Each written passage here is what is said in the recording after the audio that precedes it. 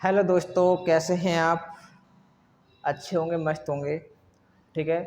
तो आज हम अपना पढ़ेंगे क्लास 10th का चैप्टर फर्स्ट, जिसमें आपका नाम है रियल नंबर, परमी संख्याएं, वास्तविक संख्याएं।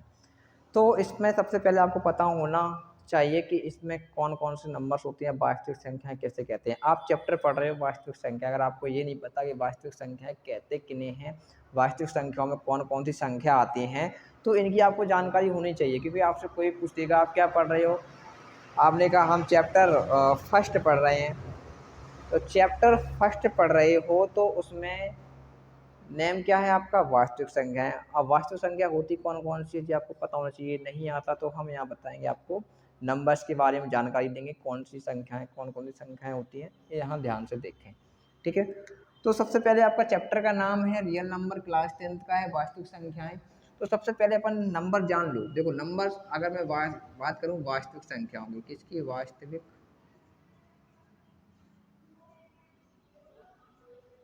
संख्या। और एक होती है आपकी काल्पनिक संख्या। कौन सी?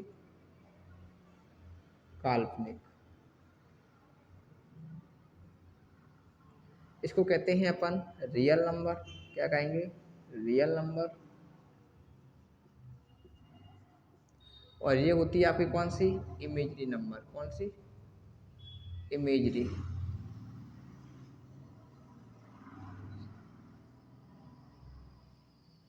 नंबर। ठीक है। अब यहाँ देखो, वास्तविक संख्या के भी टू पार्ट्स होते हैं। वास्तविक संख्या को दो भागों में विभाजित किया जाता है। कौन कौन से? तो वास्तविक संख्या, पहले आप समझ लीजिए, देखो काल्पनिक संख्या वो होती है। अगर देखो काल्पनिक संख्या को अपन कौन सी कक्षा 11 में पढ़ेंगे, क्लास 11 में पढ़ेंगे। ठीक है। जैसे मैंने आपको कहा एक्स स्क्वायर प्लस के 2 लिखा है, तो आप इसको सॉल्व करोगे, क्या आएगा? माइनस के 2 आएगा। इसका स्क्वायर करोगे आप, अंडर रूट लोगे तो क्या आएगा? Under root plus minus. हाँ है ना? तो ऐसी संख्याएं को क्या कहते हैं अपन? काल्पनिक संख्या बोलते हैं। ठीक है। अब वास्तविक संख्या देखो, रियल नंबर क्या होते हैं, तो इसके आपके टू पार्ट्स होते हैं। देखो यहाँ पे एक होता है आपका परमी संख्या, सुना होगा आपने, क्लास 8 में पढ़ा होगा, 9 से पढ़ा होगा, परमी संख्या। ठीक है। परमी संख्या कौन कौन सी? इसको कहते हैं अपन रैशनल नंबर। क्या कहेंगे? रैशनल, रैशनल नंबर, है ना। और एक होता है आपका अपरिमेय संख्या। क्या उनसे होती है बच्चों? अपरिमेय संख्या। राइटिंग पे मत जाना, थोड़ी राइटिंग खराब है। ठीक है। इसको क्या कहते हैं? Irrational number. क्या कहेंगे? Irrational number.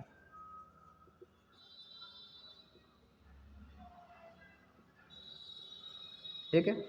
तो अब आप ध्यान रखना, पिताजी वास्तविक संख्या है, इनके दो बेटे हैं, परमेय और अपरमेय। ठीक है। तो परमेय संख्या क्या होती है? परमेय संख्या आपने पढ़ा होगा, परमेय संख्या को पी वाई क्यू के फॉर्म में लिख सकते हैं, है ना, लिख सकते हैं।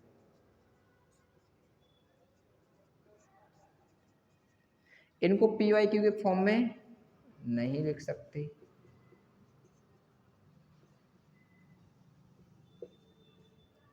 अब ये संख्याएं होती कौन कौन सी है सर, बताइए जरा। तो आप देखो, मैंने कहा अगर आप जो लिखते हो, देखो -2/3 लिख लो, 4/5 लिख लो, 6/3 लिख लो, आप 0 लिख लो। 0 के नीचे क्या होता है? 1। जिसके नीचे कुछ नहीं होता क्या मानते हैं? 1 मानते हैं। ठीक है। मैंने कहा 5 लिख लो, 6 लिख लो, कुछ भी सारी नंबर्स क्या होते हैं आपके? रैशनल नंबर होते हैं, परमीय संख्याएं होती हैं। अब इनकी बात करते हैं, इनमें कैसे, जैसे मैंने कहा √2 आपकी कैसी है? अपरिमेय संख्या है। √5 क्या है? अपरिमेय संख्या है। पाई भी आपकी क्या होती है? अपरिमेय संख्या होती है, कभी पूछ दे।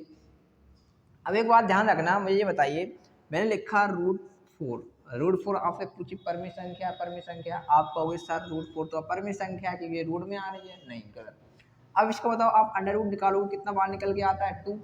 तो 2 बाहर निकल के आता है, जिसका स्क्वायर होता है, जैसे मैंने कहा √25 है, √25 से कितना बाहर निकल के आता है? 5। तो ये आपको क्या होगी? इर्रेशनल नंबर नहीं होगा, कौन होगा? रैशनल। ठीक है। परमीय संख्या होगी। √36 होता है, रूट कितना, मैंने लिख दिया √36, आप कहोगे सर 6 बाहर निकल के आता है। 6 बाहर निकल के आ रहा है ना, तो ये भी क्या होगी आपकी? रैशनल नंबर, परमीय संख्या होगी, इर्रेशनल नहीं होगी। इतना आपको पता होना चाहिए। ठीक है। इसके बाद अपन बात करेंगे, अब इसके बाद अब देखो बात करेंगे हम नंबर्स के बारे में। अब इसके सारे पार्ट्स होंगे, परमीय संख्या के अब जितने पार्ट्स होंगे पर पढ़ेंगे आगे। ठीक है। इतना समझ में आ गया? नोट भी करते जाना साथ साथ में। ठीक है। चलिए, अब आगे देखते हैं, समझ में आ गया होगा काल्पनिक संख्या इमेजिनरी नंबर।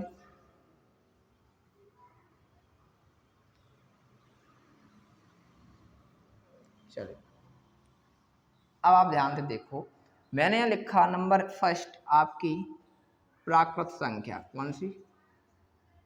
प्राकृत संख्या। इसको क्या कहेंगे? Natural number.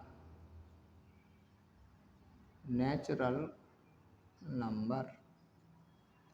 अब प्राकृतिक संख्या हमेशा ध्यान रखना बच्चों, 1 से स्टार्ट होती है। कहाँ से? 1 से। 1 2 3 4 5 डॉट डॉट डॉट इनफाइनाइट तक रहती है, ठीक है।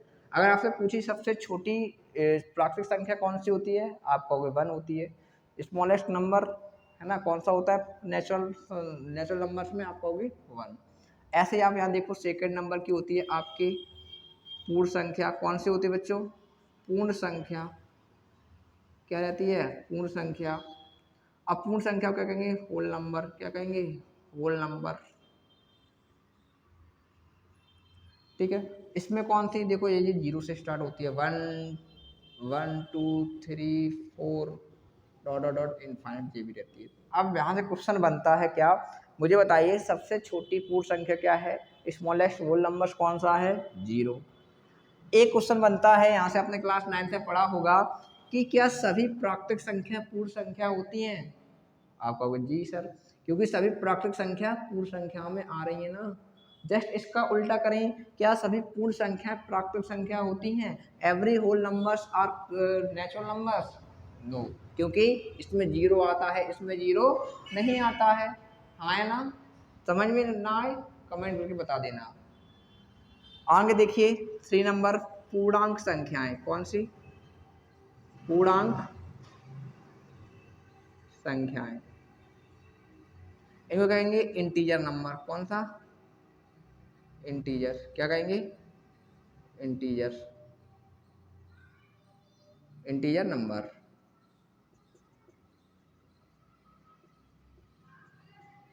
इसमें देखो कहाँ से जे माइनस से स्टार्ट होती है। इंटीजर 2 टाइप के होते हैं, मतलब आपके पूर्णांक संख्या 2 तरह की होती है, एक तो नकारात्मक, एक धनात्मक, एक ऋणात्मक, एक धनात्मक। जैसे मैंने कहा -3 -2 -1 फिर 0 फिर 1 फिर 2 फिर 3 ऐसे चलती जाती है। इस साइड भी इसमें आपसे क्वेश्चन पूछे कोई, मुझे बताओ -5 या -6 इसमें से कौन सी नंबर बड़ी है? आप कहोगे सर -6। गलत, गलत है ये। -5 बड़ी है। क्यों बड़ी है सर? यहाँ देखो -5 यहाँ आता होगा, -6 से पहले क्या आता है? -5। जो 0 के पास में आ रहा है वो कैसे होगी नंबर? मुझे बताओ -1 बड़ा है 0 बड़ा है? सर आप कहोगे 0 बड़ा है, ठीक है, तो -1 छोटा होगा। ऐसे -2 और -1 में कौन बड़ा होगा? सर -1, क्योंकि -1 पहले आ रहा है। माइनस में जो पहले आएगा वो सबसे छोटा नंबर होगा। जैसे मुझे बताओ -100 और -500, सर 100 ज़्यादा होगा, 100 संख्या बड़ी होगी। आ गया ना समझ में? ठीक है। आगे देखो पूर्णांक नंबर मैंने 4 लिखा, प्राकृतिक पूर्ण पूर्णांक। इसके बाद है आपकी सम संख्या। कौन सी? सम संख्या। सम संख्या क्या कहेंगे अपन? Even number. क्या कहेंगे? Even number. Even number. जी सर, जो संख्या 2 से कट जाती है, कैंसिल हो जाती है, विभाजित हो जाती है, वो क्या कहलाती है? सम संख्या कहलाती है। जैसे 2 4 6 8 डॉट डॉट डॉट। हाँ है ना? जो संख्या 2 से कम्प्लीटली डिविजिबल होती है, 2 से कम्प्लीट डिविजिबल हो रही है, वो कौन सी संख्या होती है? इवन नंबर्स होते हैं ना। कौन से नंबर्स होते हैं? इवन नंबर्स होते हैं। अब मुझे आप यह बताओ सबसे छोटी इवन नंबर या सबसे छोटी सम संख्या कौन सी है? 2। सबसे बड़ी बता सकते हो? नहीं, है ना, नहीं पता अपन को कौन सी हो सकती है बड़ी। अब यहाँ देखो क्वेश्चन नंबर 5, विषम संख्या। विषम संख्या। आप मुझे बताइए विषम संख्या को क्या कहेंगे? Odd number. क्या कहेंगे? Odd number. Smallest odd number, मत इसकी डेफिनेशन क्या होगी सर? जो संख्या 2 से नहीं कटती है वो आपकी ऑड नंबर होता है, विषम संख्या होती है, सीधी बात। कौन कौन सी सर? 1 नहीं कटती, 3 नहीं कटती, 5 7 9 ऐसे ही चलते जाएंगे। जी सर, समझ में आ गया। अब देखिए यहाँ पे 6 वाला मैंने कहा अभाज्य संख्याएं, कौन सी? अभाज्य संख्या, ध्यान से समझना, ये बहुत इंपॉर्टेंट है जी। संख्या, इसको क्या कहेंगे अपन? Prime number. क्या कहेंगे? Prime number. इसको समझो प्राइम नंबर। अब कैसे पता चलेगा कि कौन सी संख्या भाज्य कौन सी अभाज्य है? तो इसका एक तरीका है। क्या तरीका है सर? आप एक बात ध्यान रखना, जिसके मिनिमम या मैक्सिमम कितने गुणनखंड हो? दो। दो से ज़्यादा नहीं हो और दो से कम ना हो। कितने गुणनखंड होने चाहिए? दो होने चाहिए, ना दो से ज़्यादा ना दो से कम। वो आपकी कौन सी संख्या होगी? अभाज्य संख्या होगी, प्राइम नंबर होगा, है ना। टू फैक्टर्स होने चाहिए, मिनिमम और मैक्सिमम। अब सर कैसे, मुझे बताओ कि सबसे छोटी अभाज्य संख्या क्या होगी? सर आप कहोगे सबसे छोटी अभाज्य संख्या एक ले लें। एक तो एक से ही कटती है और किसी से कट रही है, मैंने बताया था दो फैक्टर होने चाहिए। जी सर, तो दो हो जाएगी, दो एक से कटेगी और दो से खुद कटेगी। तीन हो जाएगी, पाँच हो जाएगी, सात हो जाएगी, नौ। सर नौ नहीं होगी। क्यों नहीं होगी? नौ लिखा, एक से कट जाएगी, तीन से कट जाएगी और खुद नौ से कट जाएगी। तीन फैक्टर हो रहे हैं। मैंने क्या कहा था? कितने फैक्टर होने चाहिए? Only to. जी सर, तो ऐसे ही चलती जाएगी। ठीक है, समझ में आ गया? जी सर आ गया। आगे देखो, इसके बाद है आपका अभाज्य संख्या। कौन सी? भाज्य। इसको कैसे पता पड़ेंगे? इसको कहेंगे अपन कंपोजिट नंबर। क्या? कंपोजिट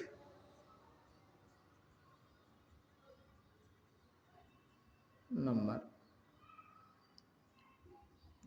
देखिए कंपोजिट नंबर कैसे पता चलेगा? जी सर, आप एक बात ध्यान रखना, जिसके मिनिमम तीन होने चाहिए। कितने गुणनखंड होने चाहिए? तीन। कम से कम तीन गुणनखंड होते हैं, या आप ऐसे कह सकते हो तीन से ज़्यादा हो या तीन। तीन तो होने चाहिए, अगर दो होंगे तो आपकी वो कौन सी होगी? अभाज्य संख्या हो जाएगी। तीन होने चाहिए। तो आप सबसे छोटी मुझे अभाज्य संख्या बताइए। आप कहोगे सर तीन दो कुछ नहीं हो सकती, सब इसमें आती हैं, तो क्या होगी? चार, फिर छः, फिर आठ, फिर नौ। हाँ नौ होगी ना, अभी बताया था नौ के तीन फैक्टर थे ना, एक तीन नौ। ठीक है सर, ऐसे ये चलती हैं। आगे बढ़ो। नंबर 8 मैंने कहा सहभाज्य संख्या। सहभाज्य संख्या, सहभाज्य संख्या क्या कहेंगे सर? इसको कहेंगे अपन को प्राइम नंबर। क्या कहेंगे? को प्राइम नंबर।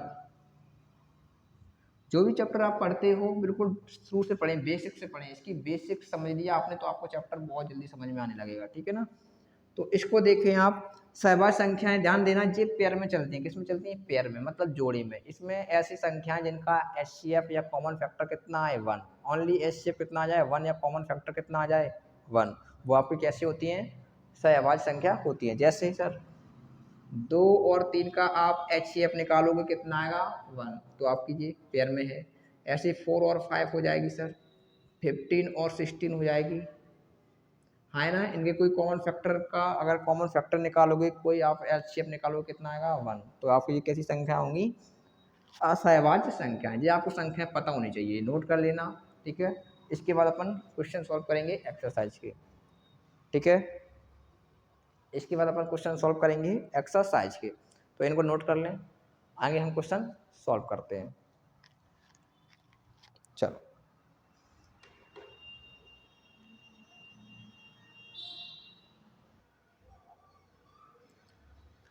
जी, आइए देखिए। अब है निम्नलिखित संख्याओं को अभाज्य गुणनखंड के रूप में व्यक्त कीजिए। एक्सरसाइज है प्रश्नावली 1.1। अब ये क्वेश्चन आपके पहले प्रश्नावली 1.2 में थे, अब की बार सिलेबस को थोड़ा कम कर दिया गया है। तो जो सेकेंड वाली एक्सरसाइज थी उसको फर्स्ट में कर दिया, फर्स्ट वाले क्वेश्चन हटा दिए गए हैं। तो अब इनको सॉल्व करेंगे। अभाज्य गुणनखंड के रूप में अभाज्य संख्या मैंने बताई थी, उस रूप में कन्वर्ट करना है। देखिए, तो आपने यहाँ देखा 140 के आप क्या निकालो, पहले गुणनखंड कर लो। दो से काटा, दो सत्ते 14, जीरो। दो से कैंसिल किया, 35 बार गया। दो से कैंसिल, 5 से किया 7 बार, और 7 से किया 1 बार। ये सभी अभाज्य संख्याएं हैं या नहीं है? हैं सर। तो आप लिखोगे 140 के अभाज्य गुणनखंड। अभाज्य गुणनखंड। तो 140 इजुकल टू कितना आएगा, 2 मल्टीप्लाई 2 मल्टीप्लाई 5 मल्टीप्लाई 7। हाँ है ना। यहाँ देखो, अब आप मुझे बताओ 2 कितने बार आया है, 2 बार, तो 2 की पावर 2 होगी। जी सर, 2 की पावर 2। 5 कितनी बार है, 1 बार। 7 कितनी बार है, 1 बार। बस ये आपका आंसर हो गया। इसी रूप में कन्वर्ट करना है, अभाज्य गुणनखंड के रूप में कन्वर्ट करना है, बदलना है, तो यही आपका क्या रहेगा, आंसर रहेगा। चलिए इसको देखेंगे 156। 2 सत्ते 14, 2 अट्ठे 16। समझ में आ रहा ना, काटना तो आता है आपको जी। फिर 2 से किया, 2 तिया 6, 2 नम 18, 3 से किया 13, 13 से किया 1। लिख दो 156 के अभाज्य गुणनखंड, लिख देना आप 156 के अभाज्य गुणनखंड। ठीक है, क्या आएंगे, 2 2 3 13। कितने पेयर बन रहे हैं, 2 की पावर 2, ठीक है, 3 की पावर 1, 13 की पावर 1। यही आंसर आपका, यही आंसर है, कुछ नहीं करना, बहुत सिंपल है। बस फैक्टर निकालो और लिख दो। अभाज्य गुणनखंड के रूप में व्यक्त करने पर ऐसे लिख सकते हो, या अभाज्य गुणनखंड इसके ये हैं। ठीक है, यही आपका आंसर है। आगे बढ़े, समझ में आ गया, ठीक है, मैं डाल दूं। चलो कैसे किया, समझ में आ रहा है ना। नहीं आया तो मुझे बता देना कमेंट करके, मैं दोबारा फिर बता दूंगा इसको। अगर आपको फैक्टर करना नहीं आ रहा है तो फिर तो गलत बात है, तो फिर आप 10th के लिए नहीं बने हो, फिर आप सिर्फ 7 8 में पढ़ो दोबारा जाके, है ना। तो फैक्टर वहाँ पे करना सिखाते हैं, अगर आपको वही नहीं आएंगे तो फिर कैसे सीख पाओगे, ये बताओ। चलिए आगे आपका क्वेश्चन है, क्वेश्चन नंबर 3 है आपका। क्या लिखा है, 3825। ठीक है, इसके फैक्टर निकालना है, तो आप इसके फैक्टर निकालोगे। किसका निकालना है, इसका। एक और है आपका 4th वाला, मैं नोट कर लेता हूँ यहाँ पे, 5005। ठीक है, इसके फैक्टर निकालने हैं, इसके निकालने हैं, इसके निकालने हैं। चलिए अब यहाँ चेक करो, पहले जे 2 से कैंसिल होगा क्या, मुझे बताओ। नहीं होगा सर, तो 5 2 7 15 3 18, 2 से कैंसिल हो जाएगा। इन सबको जोड़ लो, 3 का भाग दे दो, अगर जा रहा है तो बढ़िया है, तो आप 3 से कैंसिल कट जाएगा। 3 एकम 3, 3 दूनी 6, 3 चौको 12, 3 5 15, सॉरी 3 दूनी 6, कितना बचेगा, 2 बचेगा, 30 सत्ते 21 और 3 5 15। ठीक है, 7 5 12 13 14, 3 से कैंसिल हो जाएगा। 3 चौको 12, 3 दूनी 6, 3 5 15। अब 5 से कर दो, 5 8 40, 5 बच जाए 40, 2 बचेगा, 5 5 जाए 25। 5 से फिर कर दिया 17 बार, और 70 बन जा 70। अभाज्य गुणनखंड के रूप में व्यक्त करने पर कितना आएगा, 3825 इक्वल 3 3 5 5 70। क्या आएगी, 3 की पावर 2 मल्टीप्लाई 5 की पावर 2 इंटू 70 की पावर 1। 3 की घात 2, 5 की घात 2 गुणा 11 17 की घात 1। यही आपका आंसर है, यही क्या है, आपका आंसर है। हो गया, इसको करो, 2 से नहीं कटेगा, 5 से काटो, 5 एकम 5, डबल 0, 5 एकम 5। हाँ है ना। अब किससे काटोगे, 7 से काटो, देखो 7 एकम 7, 7 चौको 28, 7 तिया 21, 11 से काटो, 11 एकम 11, 11 तिया 33, 13 से काटो, 13 एकम 13। कितना आया, 5005 इज इक्वल टू 5 7 11 13। तो 5 की पावर 1, 7 की पावर 1, 11 की पावर 1, 13 की पावर 1। यही आंसर है आपका, यही क्या है आपका, यही आंसर है। तो ऐसे करना है सिंपल या नहीं है सिंपल। आप जल्दी कैसे काट लेते हो, मैं क्यों, अब मैंने किए हुए हैं तो मैं तो काट ही दूंगा, मुझे पता है कौन सा किससे कटेगी। जब आप करने लगोगे, आप 1 2 बार करोगे तो आपको ध्यान रहेगा। अगर ये क्वेश्चन आया आपके एग्जाम में आ गया तो आपको समझ में आएगा किस किस से काटना है, आप हल काट लोगे। तो प्रैक्टिस तो करनी पड़ेगी, तभी तो सीख पाओगे। आप कहो कि एक बार कर लें, अभी कर लिया, अब करेंगे पेपर के टाइम पे, तो भाई साहब कुछ नहीं होने वाला आपका, है ना। तब तो भूल ही जाओगे करना कैसे है, कैसे काटना है। जब तक आप प्रैक्टिस नहीं करोगे, कई बार प्रैक्टिस कर लोगे तो आपको अपने आप पता चलेगा किससे नंबर कटेगा। ठीक है, तो सब प्रैक्टिस का खेल है। आओ आगे बढ़ते हैं, समझ में आ रहा है ना। समझ में ना आए तो मुझे बोल देना, और जो वीडियो वाले हैं वो क्या करना, कमेंट कर देना। ठीक है, चलिए आगे मेरे पास क्वेश्चन है आपका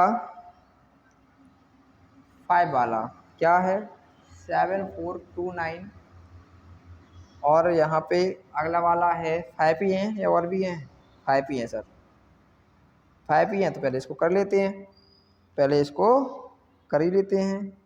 देखो इसको कैंसिल करोगे आप इसको करोगे पहले 17 से क्या 17 से 17 चौको 68 है ना 17 ये 17 ये कितना होगा 51 17 सत्ते 119 11 बचेगा करके देख लें 17 सत्ते 119 ठीक है 19 से करो 19 दूनी 38 5 बचेगा 19 तिया 57 कैसे करोगे 23 से 23 से कम 23 कितने आएंगे 7429 के फैक्टर क्या आएंगे आएंगे 17 19 23 कितना आएगा 70 की पावर 1 90 की पावर 1 आप यहाँ लिख दें आवाज गुणनखंड के रूप में व्यक्त करने पर ठीक है आप लिख सकते हो वहाँ लिख भी दें अच्छा है। ये आपके इतने क्वेश्चन थे 5 क्वेश्चन थे मैंने आपको 5 समझा दिए कोई दिक्कत आए तो मुझे कमेंट करके बता देना ठीक है। चलिए अब आगे मैं क्वेश्चन कराता हूँ सेकंड वाला कौन सा क्वेश्चन नंबर सेकंड वाला ठीक है। क्वेश्चन नंबर सेकंड क्या कहता है चलिए तो आपका क्वेश्चन नंबर सेकंड है जिसमें बताया गया है इसमें कहा है पूर्णांकों के निम्नलिखित युग्मों के एलसीएम एंड एचसीएफ ज्ञात करो। देखो यहाँ पे क्वेश्चन नंबर सेकंड है आपको एलसीएम और क्या निकालना है एचसीएफ ये फाइंड करना है और क्या है तथा इसकी जांच कीजिए कि दी गई संख्या गुणनफल और जांच करनी है n1 इंटू n2 पहली संख्या गुणा दूसरी संख्या बराबर एलसीएम इंटू एचसीएफ ये आपको सॉल्व करना है। जैसे मैं यहाँ बताता हूँ आपको फर्स्ट सेकंड का फर्स्ट क्वेश्चन है 26 एंड 91 और आपका सेकंड वाला क्वेश्चन क्या लिखा है इसका 510 एंड 92 ठीक है। चलो इसको सॉल्व करते हैं आपका एलसीएम और HCF equal to n1 n2 LCM into HCF ठीक है। तो आपको इन दोनों पहले एलसीएम एचसीएफ निकालो फिर ये वाले फॉर्मूले अप्लाई कर दो आपका आंसर आ जाएगा। देखो कैसे 26 के आप फैक्टर निकालो ऐसे निकाल सकते हो ठीक है। बड़े फैक्टर होंगे तो निकाल छोटे तो आपको वैसे निकालना आ जाएगा क्या 13 दूनी 26 होता है जी सर 91 13 सत्ते 91 होता है आप निकाल के चेक कर लेना ऐसे ही आएंगे ठीक है। अब इनमें मैंने कहा एचसीएफ बताइए सर एचसीएफ ऑफ किसका निकालना है 26 एंड 91 कितना आएगा क्या कॉमन है इसमें देखो सॉरी यहाँ 13 सत्ते 91 कॉमन क्या आ रहा है जी आ रहा है तो 13 आपका आंसर रहेगा। आपने छोटे में पढ़ा होगा जी जोड़ा बना लो सर जोड़ा बना के रख दो एचसीएफ में यही करते हैं जोड़ा बनाते हैं जी सर। एलसीएम निकालोगे एलसीएम में क्या करोगे तो एलसीएम निकालने के लिए आप पहले देखो पहले जो बच्चे हैं उनको लिखो 2 बचा है 7 बचा है और जो आपका एचसीएफ आता है उसको लिख दो जो आपने जोड़े से बाहर निकाला है उसको लिख दो इनको नहीं लिखना है बस एक बार लिखना होता है ठीक है। गुणा कर दो इनका 2 सत्ते 14 या 7 13 सत्ते 91 91 दूनी होता है 182 कितना होता है 182 13 सत्ते 91 91 दूनी 182 तो एल से कितना आ गया 182। अब आपको यहाँ जांच करनी है क्या करनी है उसने बताया जांच करने पर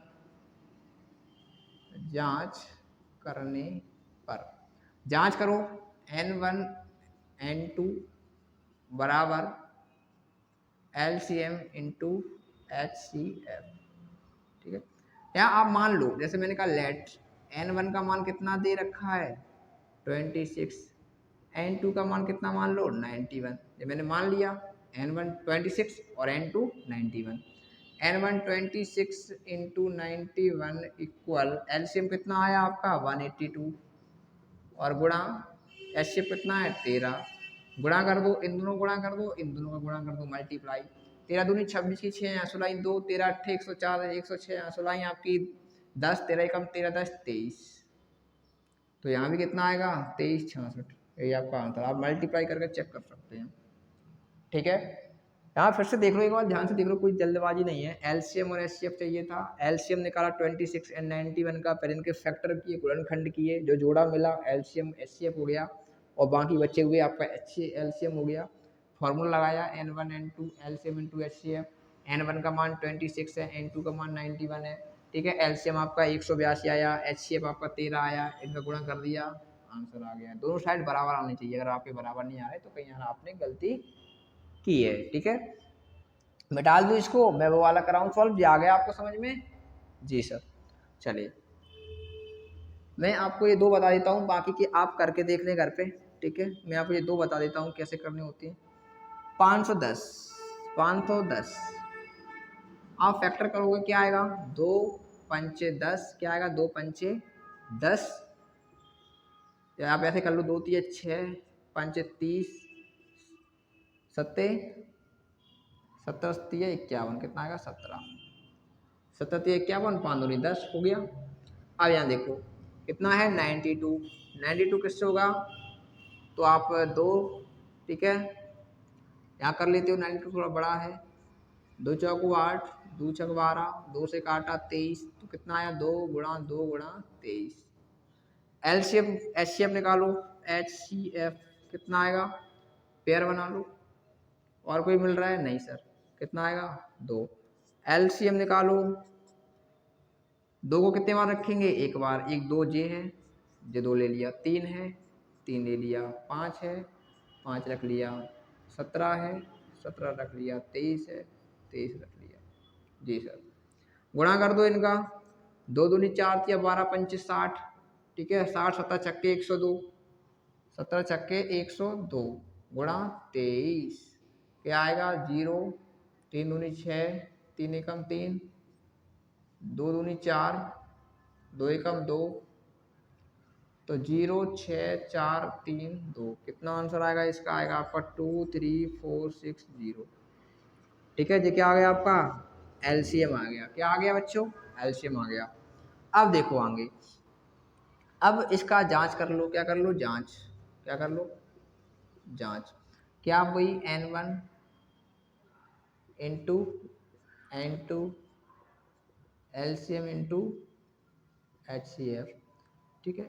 n1 का मान कितना है 510, कितना है 510, n2 का मान कितना है 92, एलसीएम कितना दिया है, एलसीएम आ गया आपका 2 3 4 6 0, एचसीएफ कितना है 2, गुणा करेंगे कितना आएगा, तो आप यहाँ कर लो, देखो 2 छक 12, 2 चौक 8 1 9, 2 3 6 2 4, तो यहाँ पे कितना आएगा 4 6 9 2 0, आप करके चेक कर लें, आंसर ये आएगा, ठीक है। ये आपका राइट आंसर है, तो कर लोगे ऐसे, हाँ है ना, ऐसे ही करने हैं। अब मैं क्वेश्चन नंबर आपको 3 बताता हूँ, ये तो आप कर ही लोगे ऐसे ही फैक्टर निकाल के, ठीक है। और जिनमें कोई कॉमन फैक्टर नहीं होता उनका एचसीएफ कितना रखोगे 1, जिसमें कोई मिल ही नहीं रहा है, सब अलग अलग है, उसका एचसीएफ कितना रखोगे 1, जो आपके अगले क्वेश्चन में शायद हो सकता है, ठीक है। चलिए अब आपका मैं क्वेश्चन नंबर 3 की बात करता हूँ, कौन सी 3, क्वेश्चन नंबर क्या है आपका 3, चलो देखिए इसको। क्वेश्चन नंबर मैं 3 देखूँ आपका, इसमें है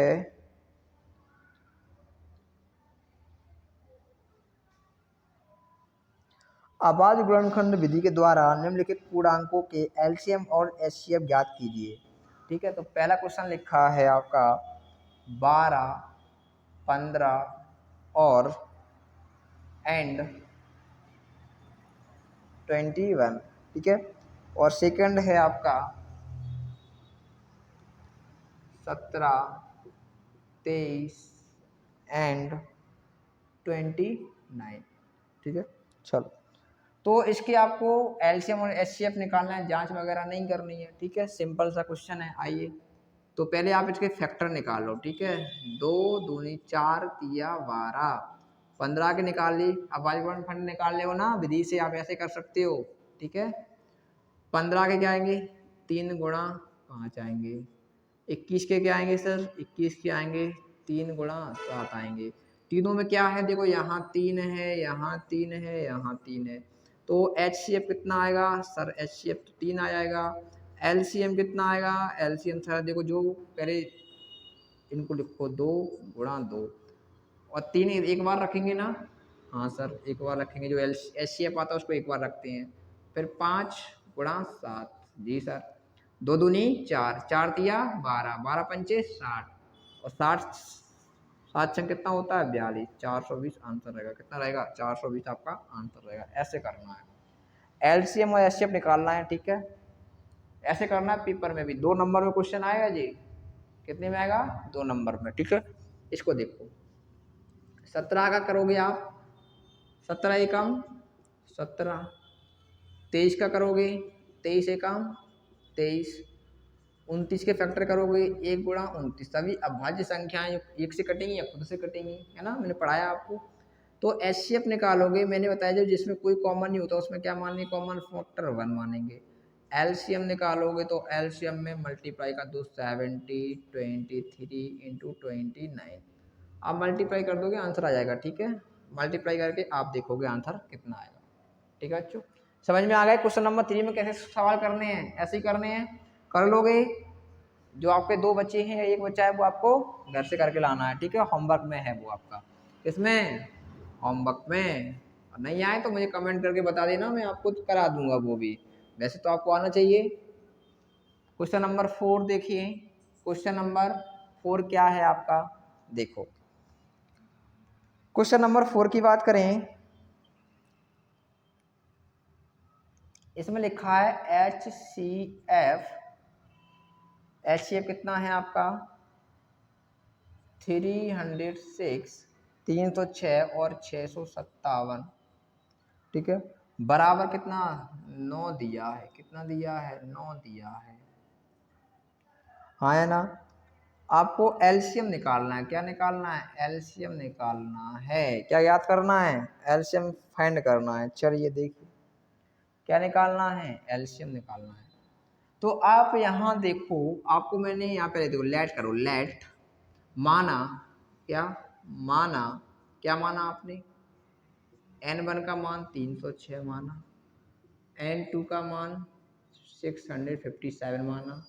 कोई दिक्कत यहाँ तक नहीं सर, आ रहा है, ठीक है। देखो ये मान लिया, तो अब फॉर्मूला होता है, आपको पता है कि 2 संख्याओं का गुणनफल n1 n2 into LCM into HCF, ये फॉर्मूला होता है। वैल्यू पुट करो, n1 का मान 306 है सर, n2 का मान 657 है सर। एलसीएम कितना दिया है नहीं पता, तो एलसीएम को मैंने एलसीएम लिख दिया। एचसीएफ कितना दे रखा है, देखो 9 दे रखा है। 9 गुणा में होगा वो कहाँ आएगा सर, नीचे आ जाएगा, नीचे आ जाएगा 9 आ गया। यहाँ कितना है आपका एलसीएम है सर, 9 से भाग जा रहा है देखो, 9 एकम 9, 9 सत्ते 63, 9 तिया 27, तो 306 multiply 73 is equal to LCM. गुणा कर दो आप, इसका नहीं कर पाओगे। यहाँ देखो 3 छंग 18, 1 3 तिया 9, 7 छंग 42 की 2 4 4 और 7 तिया 21, तो 8 3 13 2 2, कितना आंसर आएगा, एलसीएम कितना आ जाएगा आपका 2 2 3 3 8। बताओ कितना सिंपल था। 73 का किया ना, 3 छंग 18, 3 एकम 3, 3 दिया 9 और 7 छंग 42 की 4 और 7 दिया 21, जोड़ दिया 8 2 1 3 9 4 13, हाथों लाई 1 2 2, ये आपका आंसर है। कितना सिंपल था, एक बार फिर देखें। ये आपका बहुत इंपॉर्टेंट है, ये क्या है आपका इंपॉर्टेंट सवाल है, ध्यान रखना। 3 नंबर में या 2 नंबर में हाल पूछ लेगा, 2 नंबर का सवाल है ये। एचसीएफ दे रखा है, एलसीएम पूछा, कभी एलसीएम दे रखा होगा, एचसीएफ पूछेगा। फॉर्मूला ध्यान रखना, इससे ही सारे क्वेश्चन सॉल्व कर लोगे आप। कोई भी, या कभी 1 नंबर दे रखा होगा, दूसरा नंबर पूछेगा, कोई 3 चीजें आपको गिवन होंगी, कोई 3 आपको दे देगा और 1 पूछ लेगा, तो इस फॉर्मूले में आप पुट कर देना, रख देना और आंसर निकाल लोगे। एचसीएफ देखो दिया है, एलसीएम पूछता है, संख्या पहली ये है, दूसरी संख्या ये है, n1 का मान 306, n2 का मान 657 रख दिया, बराबर एलसीएम एचसीएफ कितना है 9 है। 9 कहाँ गया भाग में, भाग से काट दिया, 63 से 73 बार गया, 73 बार, 73 का गुणा कर दिया 306 में, आंसर आ गया आपका, हाँ है ना जी सर। आगे समझ में, चलो एक क्वेश्चन और इम्पोर्टेंट है आपका जो पूछा जाता है, क्वेश्चन नंबर आपका ये कौन सा था 4 था ना, क्वेश्चन नंबर 5 बहुत इंपॉर्टेंट क्वेश्चन है। आपसे कहा संख्या है 6n, संख्या कौन सी आपकी? संख्या 6n 0 पर समाप्त होती है। संख्या 6n 0 पर समाप्त होती है। आप मुझे बताओ, जो संख्या 0 पर समाप्त होती है, 0 किस में आता है? 10 में। किस में आता है? 10 में। और 10 कैसे बनता है? 2 गुणा 5। जिसके गुणनखंड में 2 गुणा 5 आ जाएगा तो वो 10 बन जाता है। ठीक है, तो वो पूछ रहा है 6 की पावर n। मतलब आप यहाँ पे मैं थोड़ा समझा दूँ पहले। यहाँ देखो, अगर मैंने कहा अगर n बराबर आप 1 रख लो, 2 रख लो या 3 रख लो, ठीक है। अगर 6 की पावर मैंने 1 रखा, 6 बन जाए 6। 6 की पावर 2 रखा, 36। 6 की पावर 3 रखा, आपको कितना आया? 216। तो ये चल, कहीं आपको जीरो दिख रहा है क्या? लास्ट में कितना? 6 6 6 आ रहा है, नहीं दिख रहा है ना, तो ये नहीं होगा। ठीक है, अब इसको अपन लिखेंगे कैसे, वो देखो। देखो यहाँ पे 6n के आवाज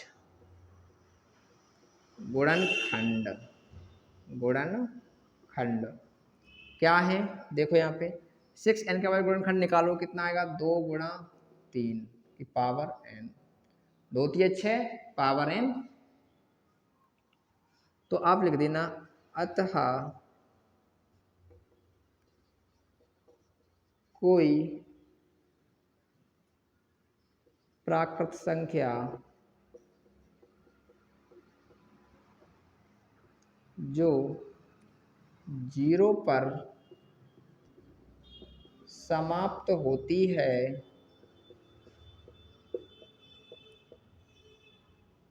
उसके गुणनखंड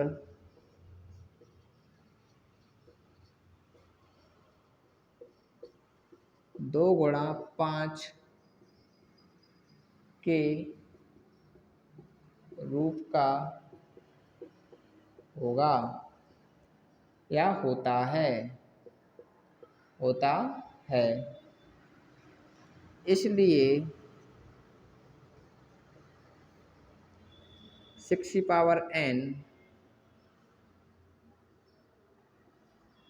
0 पर समाप्त नहीं होगी। समझ में आया क्या? यहाँ देखो, उसने कहा था 6 की पावर n की आवाज गुणनखंड बताइए। क्या आवाज गुणनखंड 0 पर समाप्त होता है? आपने कहा चेक कर लो, 6 की पावर n के 2 गुणा 6, 2 3 6। आपको मैंने बताया 0 तभी आता है 2 गुणा 5 आए। इसके गुणनखंड में 2 गुणा 5 आ रहा है? नहीं आ रहा है, तो ये आपका 0 पर समाप्त नहीं होगा। वही तो पूछ रहा है। अतः कोई प्राकृतिक संख्या जो 0 पर समाप्त होती है उसकी गुणनखंड 2 गुणा 5 के रूप का होता है। और सिर्फ इसलिए 6n 0 पर समाप्त नहीं होगी क्योंकि इसके गुणनखंड में क्या नहीं है? 2 और 5 नहीं है। 2 तो है मगर 5 नहीं है ना।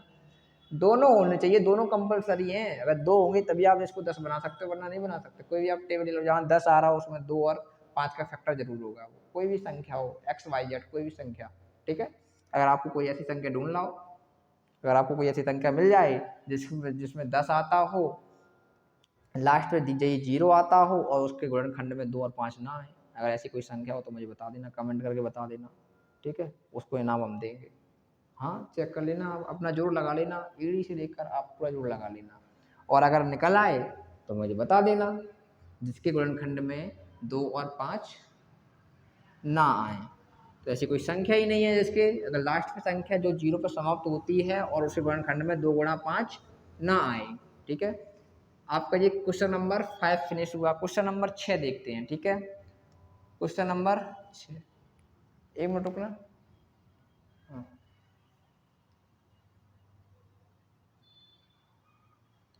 चलिए क्वेश्चन नंबर 6 क्या कह रहा है वो देखिए। क्वेश्चन नंबर 6 की बात करें,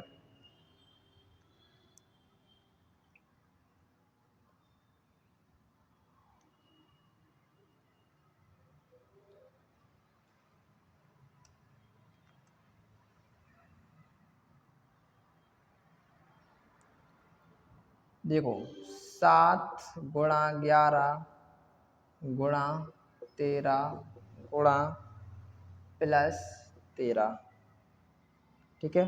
ये मैंने a बराबर मान लिया, ठीक है, माना। और एक b बराबर क्या मान लिया मैंने? इसको मान लिया 7 गुणा 6 7 गुणा 6 गुणा 5 गुणा 4 गुणा 3 गुणा 2 गुणा 1 प्लस का 1, ठीक है। और प्लस के 5 है, कितना यहाँ प्लस के 5 पूछा है। तो अब भाज्य संख्या क्यों है, ये आपकी भाज्य संख्या है तो क्यों है।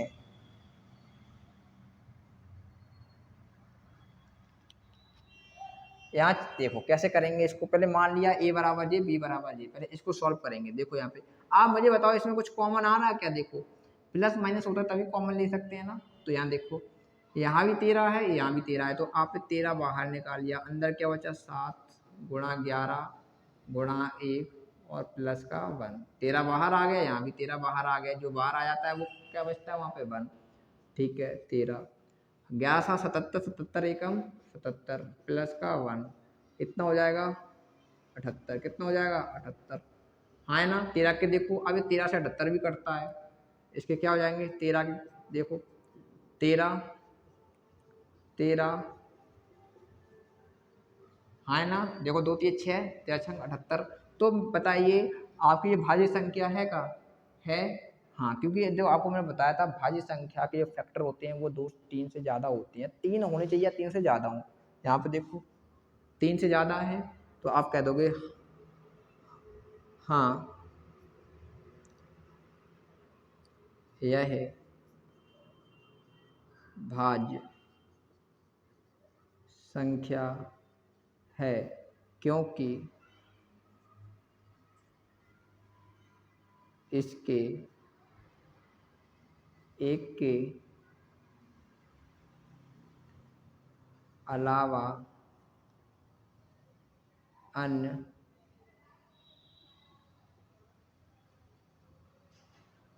आवाज गुणनखंड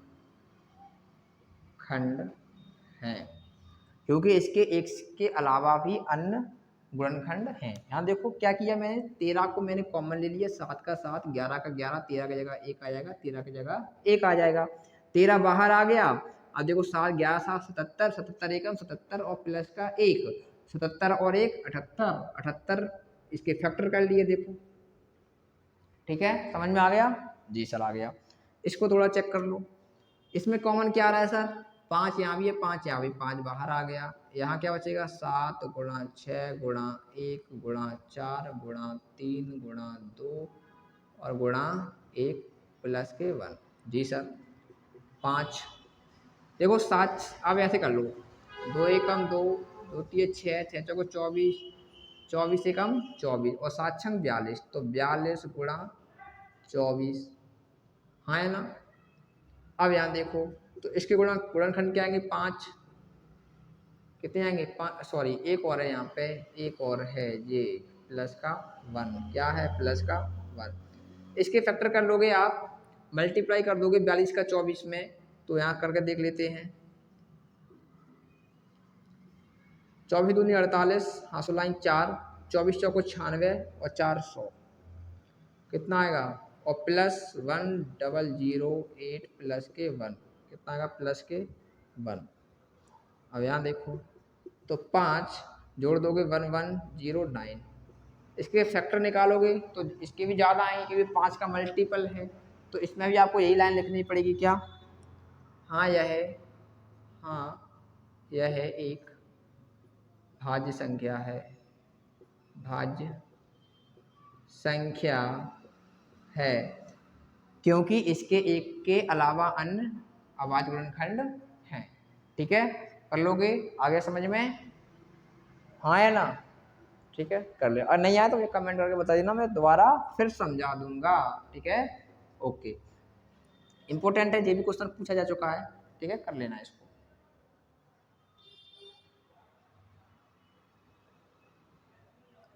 चलिए लास्ट क्वेश्चन है आपका ये, और देख लीजिए आपकी एक्सरसाइज फिनिश हो जाएगी, ठीक है आपकी एक्सरसाइज क्या हो जाएगी फिनिश हो जाएगी। अब लास्ट क्वेश्चन क्या है वो देख लो, ठीक है लास्ट क्वेश्चन क्या है उसको देखते हैं।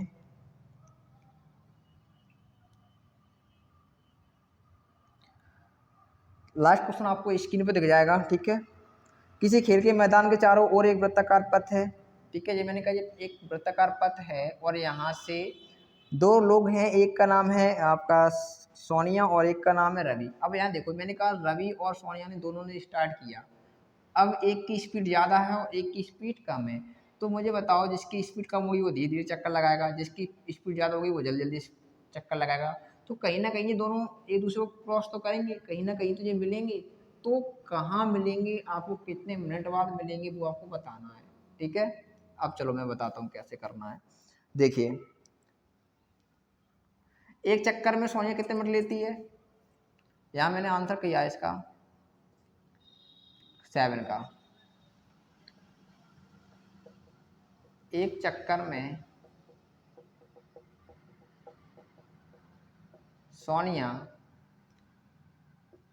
18 मिनट लेती है। कितने मिनट लेती है, 18 मिनट, ठीक है। और रवि, वही लिखना है, रवि एक चक्कर में है ना कितने मिनट लेता है, रवि लेता है आपके, रवि लेता है 12,